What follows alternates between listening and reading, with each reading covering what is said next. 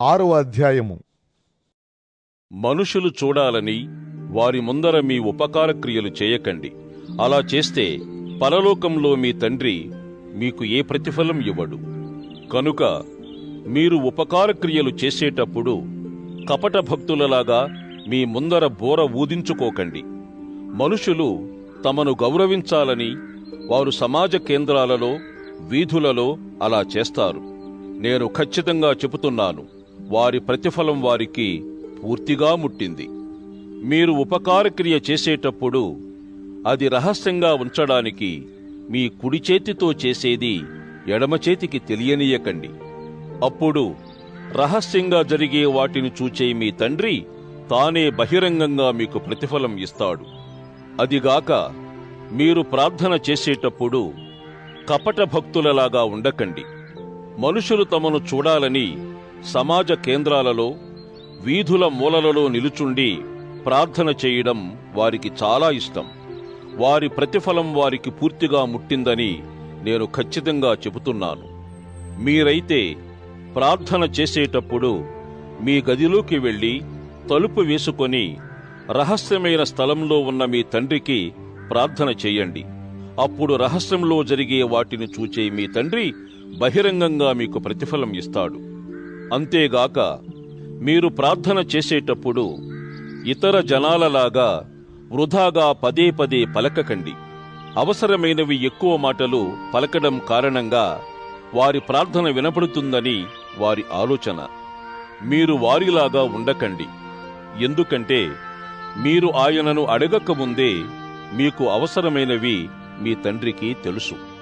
అందుచేత ఈ విధంగా ప్రార్థన చేయాలి: పరలోకంలో ఉన్న మా తండ్రి, నీ పేరు అందరికీ పవిత్రమై ఉంటుందిగాక. నీ రాజ్యం వస్తుందిగాక. నీ సంకల్పం పరలోకంలో లాగే భూమి మీద కూడా నెరవేరుతుందిగాక. మా రోజువారీ ఆహారం ఈ రోజున మాకు ప్రసాదించు. మాకు రుణపడ్డ వారిని మేము క్షమించినట్టే నీవు మా రుణాలను క్షమించు. మమ్ములను దుష్ప్రేరేపణలోకి నడిపించకు. దుర్మార్గత నుంచి మమ్ములను రక్షించు. శాశ్వతంగా రాజ్యం, బలప్రభావాలు, మహిమ నీకే. తథాస్తు.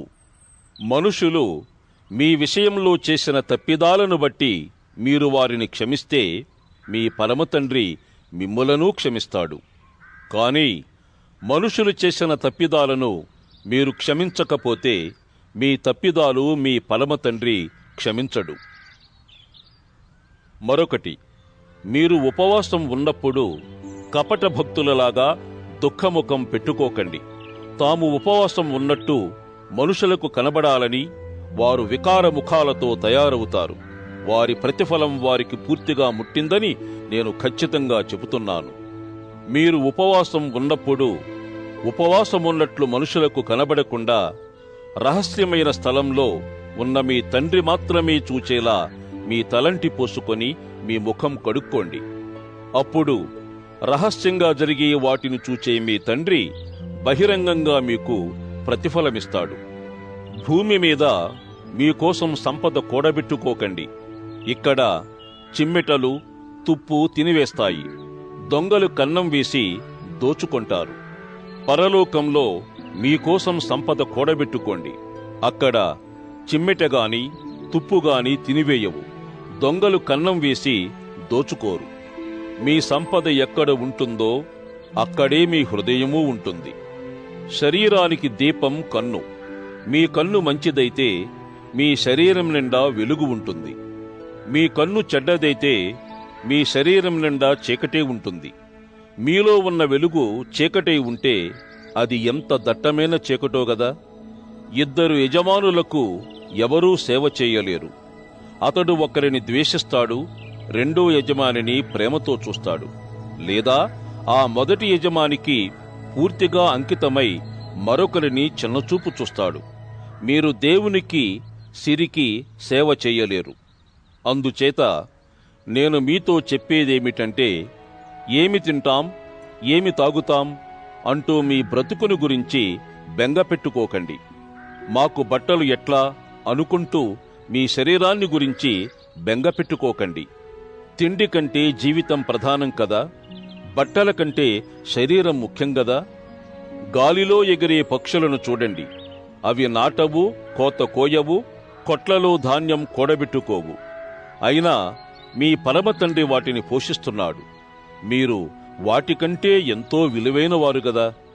చింతపడడం వల్ల మీలో ఎవరు తమ ఎత్తును మూరెడు పొడిగించుకోగలరు? మీకు బట్టల విషయం చింత ఎందుకు? పొలంలో పూల మొక్కలు ఎలా పెరుగుతూ ఉన్నాయో ఆలోచించండి.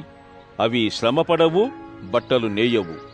అయినా తన వైభవమంతటితో ఉన్న సొలొమోనుకు కూడా ఈ పూలలో ఒకదానికున్నంత అలంకారం లేదని మీతో చెబుతున్నాను.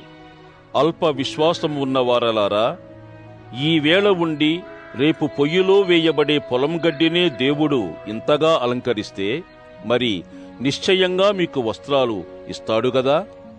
కనుక ఏం తింటామో, ఏం త్రాగుతామో, ఏం బట్టలు వేసుకుంటామో అంటూ చింతించకండి. దేవుణ్ణి ఎరుగని ఇతర ప్రజలు వీటి కోసం తాపత్రయపడతారు. ఇవన్నీ మీకు అవసరమని మీ పరమతండ్రికి తెలుసు. మీరు మొట్టమొదట దేవుని రాజ్యాన్ని, ఆయన నీతి న్యాయాలను వెదకండి. అప్పుడు వాటితో పాటు ఇవన్నీ మీకు చేకూరుతాయి. అందుచేత రేపటి విషయం చింతించకండి. దాని విషయం అదే చింతిస్తుంది. ఏ రోజు కష్టం ఆ రోజుకు చాలు.